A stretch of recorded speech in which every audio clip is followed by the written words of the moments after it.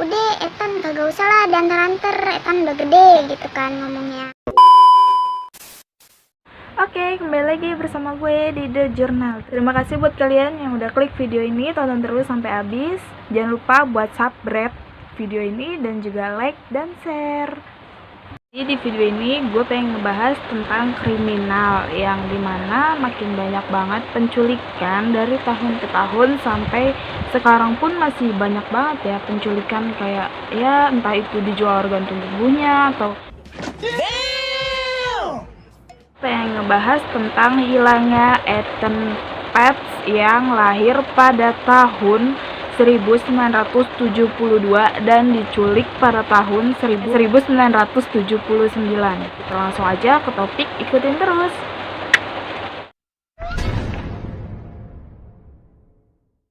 Pada hari itu, sebelum hilangnya Ethan, tanggal 25 Mei 1979, untuk pertama kalinya Ethan Pets tidak diantar menuju ke halte bus yang jauhnya 2 blok dari rumahnya Ethan. Ethan ngomong dah tuh sama maknya,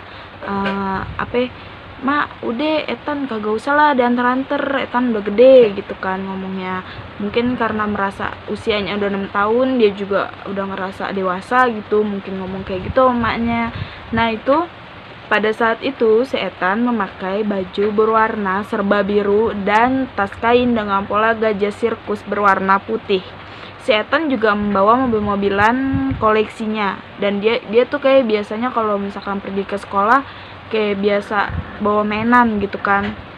Nah, si Ethan ini juga membawa selembar duit sebesar 1 US dollar atau yang setara dengan 16.000. Jadi si Ethan ini bekerja bantuin tetangganya tukang kayu. Dengan si Ethan digaji dengan 1 US dollar atau setara dengan 16.000 itu, dan dia pakai untuk beli minuman. Nah, itu pertama kalinya dia beli minuman pakai duitnya dia sendiri. Seneng banget kan tuh ya, dia dapat gaji kan, terus dia beli minuman, kayak yang gimana sih ya orang pertama dapat gaji terus beli pakai duitnya dia sendiri.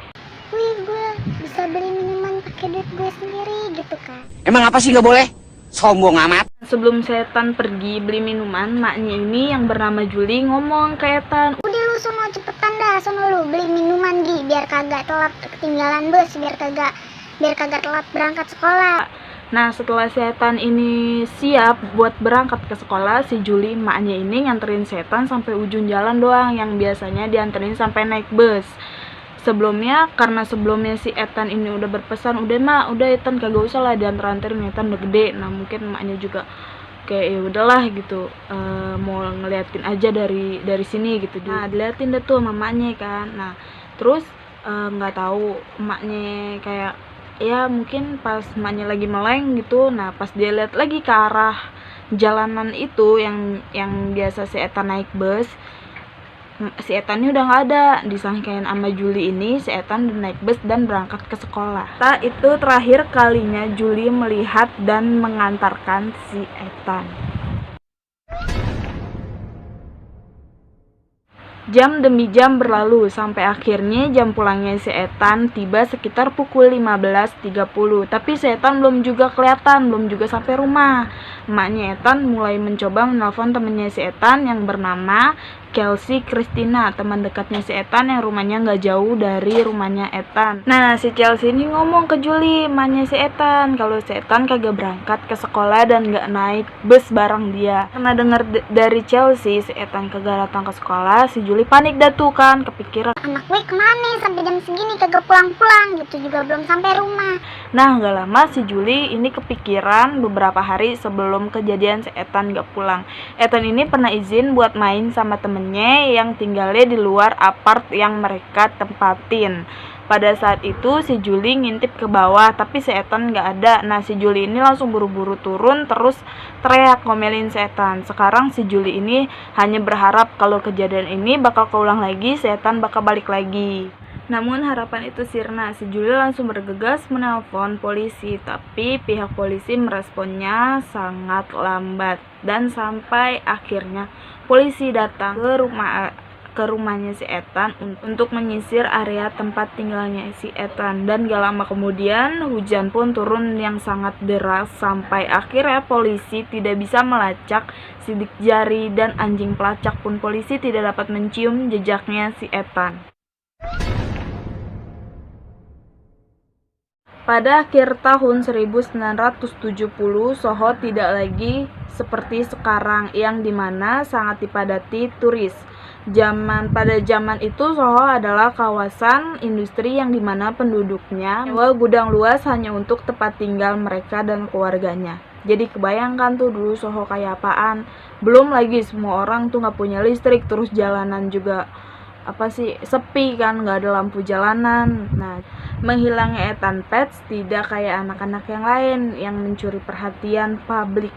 Jadi bapaknya Ethan Pets ini yang bernama Stanley Pets adalah seorang fotografer. Dengan upaya Stanley, bapaknya si Ethan ini nih mencari anaknya dengan menggunakan foto-foto si Ethan Pets ini. Karena si Ethan Pets ini kagak bisa ditemuin keberadaannya dan dinyatakan meninggal pada tahun 2001. Si Ethan ini membawa Amerika Serikat dan juga dunia ke sebuah era baru yang makin tingginya kesadaran terhadap kejahatan pada anak-anak. Ethan Pets ini adalah anak hilang pertama yang fotonya terpasang di kemasan susu dan muncul di layar besar di Times Square.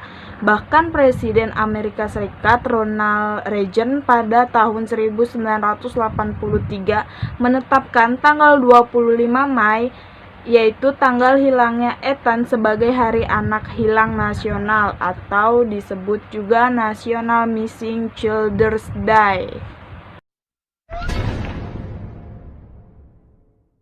Pada awalnya para detektif memasukkan orang tuanya si Ethan yang bernama Stanley Pets dan Julie Pets ini dalam daftar tersangka.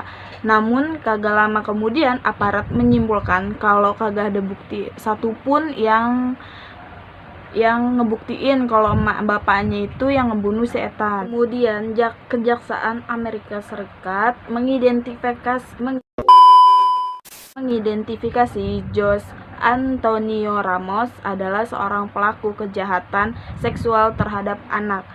Dan kagak taunya nih si Jose ini pernah jadi pengasuhnya si Ethan. Saat polisi menggeledah pipa yang ada di rumahnya Jose ini nih, polisi ini menemukan foto Ramos dan satu anak laki-laki yang mukanya mirip sekali dengan Ethan.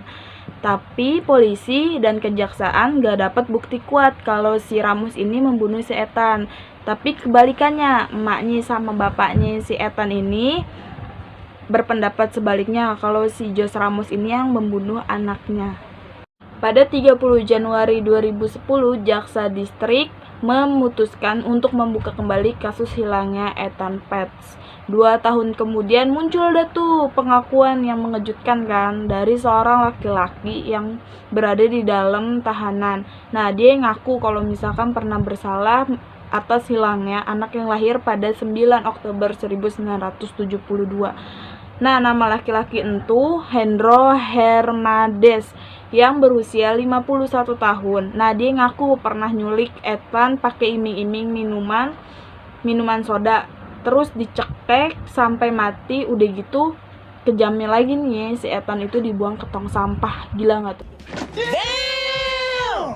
Pada Mei 2015, salah satu juri tidak setuju perkara Hernandez dilanjutkan karena dianggap tidak cukup bukti. Jaksa bersikukuh tetap meneruskan kasus itu.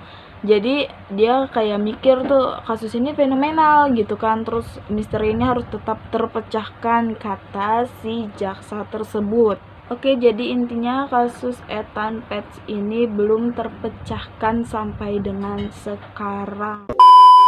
Jadi buat para ibu-ibu dan para kakak-kakak yang punya adik, tolong dijaga. Kalau misalkan bilangin dah tuh ya sama adiknya, kalau misalkan ditawarin permen atau ditawarin minum sama orang yang gak dikenal, tolong bilangin jangan diterima gitu. Soalnya kan sekarang masih banyak banget ya, tahun kemarin Dan kapan gitu kan ada berita penculikan anak yang organ tubuhnya itu dijual dan dibesat terus dijual tuh.